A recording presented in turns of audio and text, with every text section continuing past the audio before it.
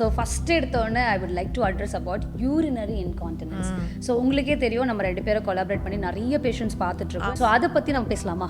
So இந்த urine leakage இது ஆக்சுவலாக குளோபல் ப்ராப்ளம் தான், எல்லாருக்குமே இருக்குது. பட் அவங்க இது ஒரு ப்ராப்ளம், இதை நம்ம போய் டாக்டர் கிட்ட கேட்கணும், இதுக்கு ட்ரீட்மெண்ட் எடுக்கணுன்றது அவங்களுக்கு அந்த அவேர்னஸ் இல்லை.